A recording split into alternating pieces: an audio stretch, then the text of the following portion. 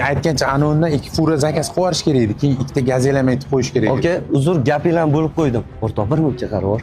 O'rtoq, do'konga kiruvdim narsa olgani. Oylik olmadim, yonimda pul kamroq edi, do'konchi ham qarzga narsa bermayapti. Aksiga olib qizimni ham mazasi yo'q edi deb, o'shanga imkoning bo'lsa 200 qarz berib tura olasan. Borda 200 ming ishing bitadigan bo'lsa, men buni olganda sekinman. Ishingni bitkazib olgan. Ko'rishamiz. Rahmat.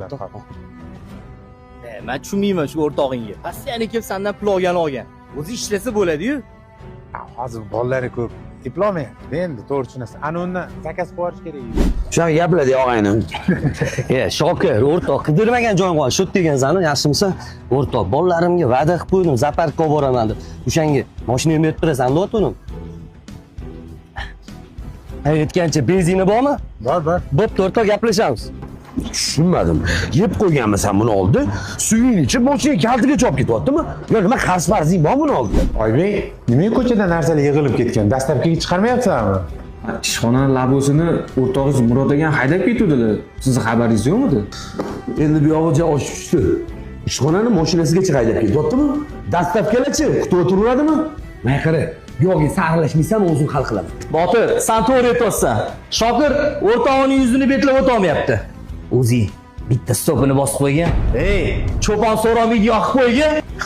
Hali shunaqa deylar. Sizlar men bilan yuringlar, bir joyga o'tib kelamiz hozir. Og'ayni, biznesim kasodga uchradi.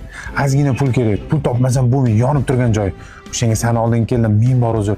Mana shu uyingni zalogga qo'yibmi, sotibmi, shunda biznesimni yo'lga qo'yib olay, senga boshqa uy olib berardim, o'rtoq.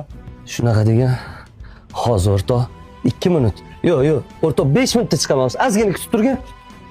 Shohida, uy hujjatlarini olib chiqqin tez. Hozir. Bo'l, tez. Mana olib chiqdingmi? Nimaga o'zi? Shokir o'rtog'imni boshiga ish tushib qolibdi. O'shanga men shu uy sotib bermoqchiman. To'xting, nimalar qilmoqchisiz? Boshqa uy olib beradi keyin bizga. Voy, yo'q, bir ikki marta yaxshilik qilib endi nima burnimizdan buloq qilib chiqardi. Bo'pti. Noto'g'ri ish qilasiz zadasi. Hali 3 ta bola bilan ko'chada qolmasak bo'ldi. O'rtoq, kutib qolmading, mana uyimni hujjatlari. Sotganingni aytsang, kelining bilan notariusga borib turamiz. Faqat o'rtoq 2 kun muhlat berib turasan. Okamni uygami, ukamni uygami ko'chib o'tib turaman-da. O'rtoq, xafa bo'lmagin. Uying o'zingga buyursin. Ozgina sinagandim. 2 xonali uyda 3 ta bolang bilan siqilib qolding. O'zim yeng uchastkam yonida senga 2 qavatli uy oldim. Senga mana shu uy. Tushunmadim do'stim. Hazillashyapsanmi? Yo'q, hazillashmayapman.